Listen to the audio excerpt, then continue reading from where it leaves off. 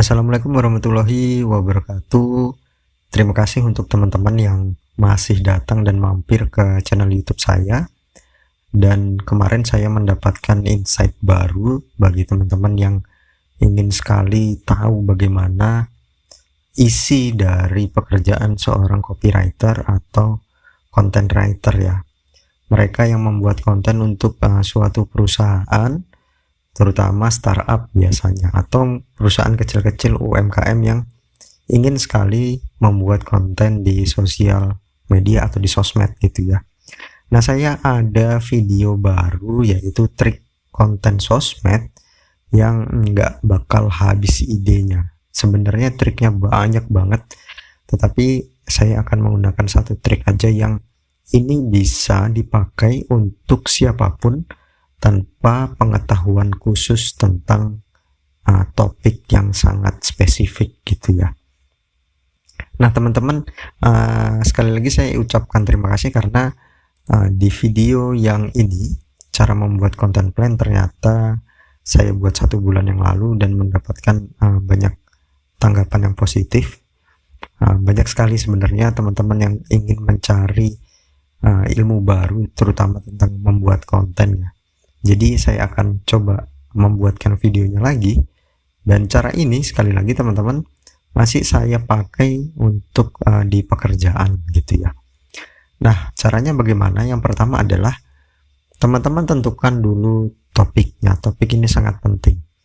Nah nantinya contohnya misalnya topiknya adalah podcast atau opini pribadi. Jadi mungkin bentuknya akan video yang bisa saja komunikasi 2 orang seperti videonya podcast Om Deddy Corbuzier. Itu sudah banyak sekali yang mencontoh dan menirunya, jadi teman-teman juga bisa mencontoh dan menirunya.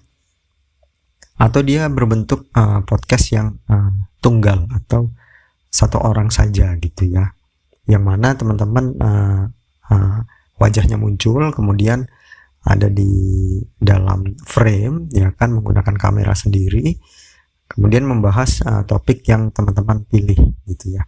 Dan bentuknya juga harus ditentukan, apakah nantinya bentuknya di sosmed itu akan berbentuk video atau berbentuk karosel atau berbentuk foto. Itu teman-teman sendiri yang menentukan gitu ya. Kemudian yang kedua adalah kita bahas topik yang sudah kita pilih dari 3 pertanyaan dasar. Pertanyaan dasarnya yaitu kenapa, bagaimana, dan apa gitu ya. Misalnya ini adalah contoh topiknya adalah berita K-pop, dan kita mulai dari pertanyaan kenapa.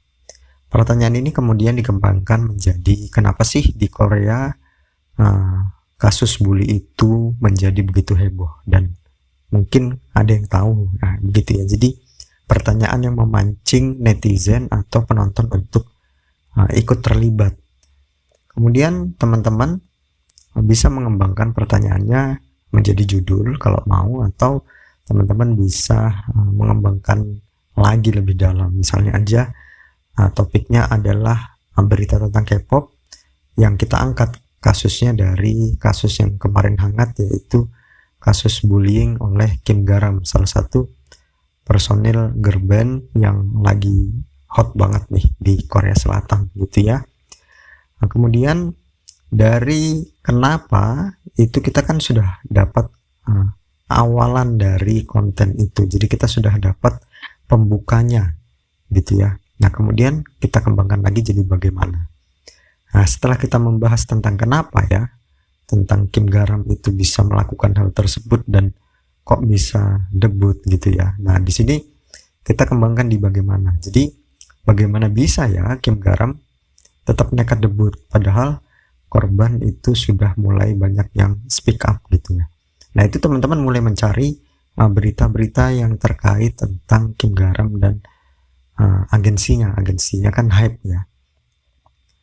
Silakan dicari, kemudian teman-teman susun sendiri ingin dibacakan seperti apa. Apakah seperti berita sumber-sumbernya dimunculkan, itu boleh silahkan. Nah dari bagaimana ini kan sekali lagi kita bisa kembangkan banyak hal. Ya, kita bisa bahas alasan dibalik debutnya Kim Garam dulu nih. Kemudian soal agensinya, kenapa personelnya itu harus ada Kim Garam misalnya. Kemudian simpang siur beritanya itu bisa teman-teman susun juga melalui tanggal, bulan, dan berita-berita yang muncul gitu ya, sampai ada bukti-buktinya dan juga kabar terbaru kalau Kim Garam ternyata hiatus gitu. Kemudian melanjutkan dari 3 pertanyaan dasar. Nah, pertanyaan yang terakhir adalah apa. Nah, apa ini bisa dikembangkan, bisa menjadi seperti ini. Apa Le Sserafim bisa melanjutkannya tanpa Kim Garam gitu ya, karena satu personilnya hilang nih. Kan ini terjadi tidak konsisten dan tentu akan mencemarkan nama dari grupnya sendiri gitu ya, karena dianggap bahwa agensinya itu kurang cekatan dalam menanggapi isu yang beredar di masyarakat gitu ya. Nah, pertanyaan apa itu juga akhirnya nanti bisa menjadi penutup dari konten itu. Jadi ini untuk menanyakan pada netizen kembali atau kepada penonton, gimana sih kelanjutan dari kasus Kim Garam. Kemudian teman-teman bisa membuatnya jadi part 2, part 3 yang tentunya nanti akan diupdate sesuai dengan perkembangan berita dari Korea Selatan gitu ya. Dan mungkin itu salah satu teknik saya yang selalu saya gunakan di banyak sekali topik, di banyak sekali permintaan klien. Selalu tentukan dulu topiknya apa, bentuknya akan jadi seperti apa, kemudian kita bahas dari kenapa, bagaimana, dan apa gitu. Kemudian semuanya akan berjalan dengan sendirinya gitu ya. Dan selamat mencoba untuk membuat konten. Oke?